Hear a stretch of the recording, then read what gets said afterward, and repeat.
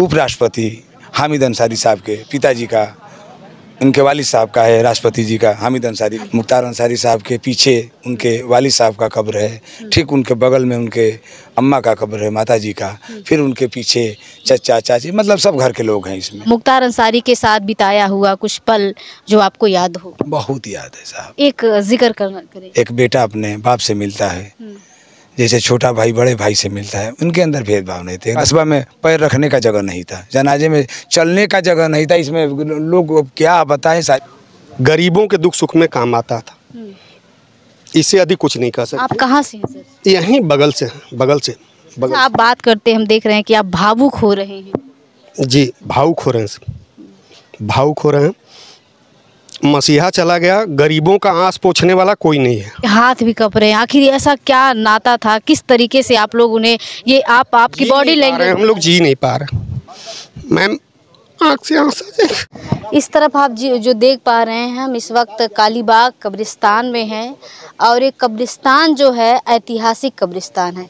चाचा जैसा कि आप देख रहे हैं कि ये एक देखभाल करते हैं, यहाँ के केयर टेकर हैं।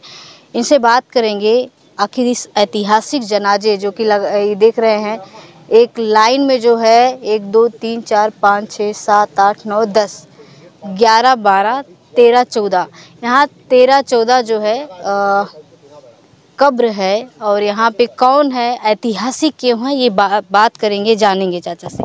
चाचा 1 मिनट आपका टाइम लेंगे। ये कब्रिस्तान जो है, कब्रिस्तान के बारे में पहले बताएं, क्योंकि ऐतिहासिक है, इसमें स्वतंत्रता सेनानी के लोग भी यहाँ पे जो है दफन किए गए हैं। हाँ, ये सच है कि यहाँ स्वतंत्रता सेनानी हैं। मेरा नाम अफरोज अंसारी है, मैं यहाँ का देखरेख करता हूँ। कब से देखरेख करते हैं? मैं तकरीबन 20 साल हो गए। 20 साल से? जी। आप देखभाल यहाँ करते हैं? जी, जब से इनके पिता सुभानुल्लाह अंसारी साहब की इंतकाल हुआ 2006 में, 29 दिसंबर 2006, तब से मेरा यहाँ। अच्छा, स्वतंत्रता सेनानी में जो हिस्सा लिए, जो लड़ाई लड़े, वो कौन थे? इनके नाना थे, दादा थे। इनके मुख्तार अंसारी के 12 सदस्य थे। संसद अफजाल अंसारी बताते थे, शायद हमको इतना नहीं मालूम है कौन कौन, मगर हम ये पूरा 100% जानते कि 12 लोग हैं इनके घर के स्वतंत्रता सेनानी। अच्छा, यहाँ पे जो 12-14 का ये कब्र है, ये कौन कौन है यहाँ पे? इनके सब इनके घर के लोग हैं, इनके परिवार हैं। जैसे ये कब्र है, दिखाइए इनको। ये उपराष्ट्रपति हामिद अंसारी साहब के पिताजी का, उनके वालिद साहब का है, राष्ट्रपति जी का हामिद अंसारी का। अच्छा, उपराष्ट्रपति जी, हामिद अंसारी जी के वालिद साहब का अजीज अंसारी, मरहूम अजीज साहब अंसारी हैं। ये उनका कब्र है।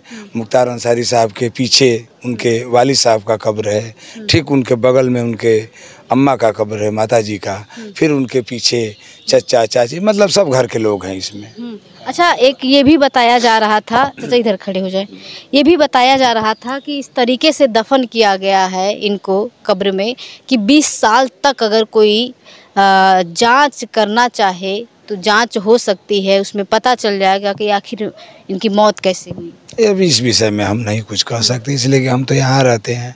संसद अफजाल अंसारी साहब ने कहा। 20 साल से रहते हैं, मुख्तार अंसारी के साथ बिताया हुआ कुछ पल जो आपको याद हो? बहुत याद है साहब। एक जिक्र करें।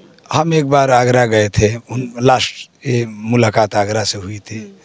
जाने के बाद जैसे एक बेटा अपने बाप से मिलता है, जैसे छोटा भाई बड़े भाई से मिलता है, उनके अंदर भेदभाव नहीं थे। एकदम घर के हम लोग बच्चे थे, घर के हैं, घर के रहेंगे।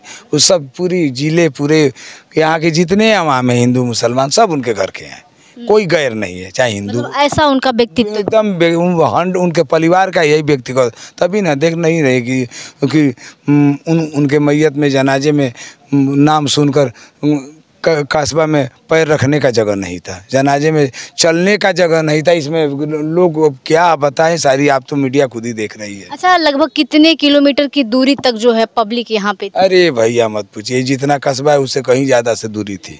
हाँ। अच्छा, यहाँ बैरिकेटिंग भी लग गया था, पाबंदियाँ भी थी, बहुत पुलिस, 144 धारा भी लगा।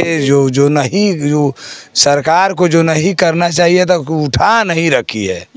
देखी नहीं डीएम साहब को, संसद जी से कुछ बांस हुआ। 3 आदमी मिट्टी देगा इसका मतलब अब 3 आदमी मिट्टी देगा, अब 3 आदमी मिट्टी देगा, बहुत बड़ा। तो क्या मानते हैं कि प्रशासन तय करेगा कि कौन मिट्टी कब्र पे मिट्टी देगा, कौन? जो मसीहा है, हमारा जो मसीहा है, 3 आदमी मिट्टी देगा।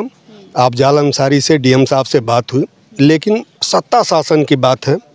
अपने हिसाब से जो किया गया वो क्षेत्र की जनता बता रही है, मसीहा को बता रही है कि क्षेत्र की जनता मसीहा है, गरीबों के दुख सुख में काम आता था। इससे अधिक कुछ नहीं कह सकते। आप कहाँ से हैं सर? यहीं बगल से हैं, बगल से।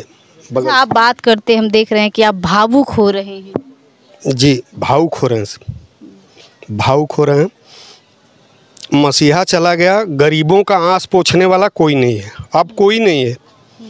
उनके बाद अब कोई नहीं। कौन गरीबों की आबरू बचाएगा, ऊपर वाला जानता है, मालिक जानता है। आपके हाथ भी कँप रहे हैं, आखिर ऐसा क्या नाता था, किस तरीके से आप लोग उन्हें ये आपकी बॉडी लैंग्वेज? हम लोग जी नहीं पा रहे मैम, आँख से आंसू हम लोग जी नहीं पा रहे।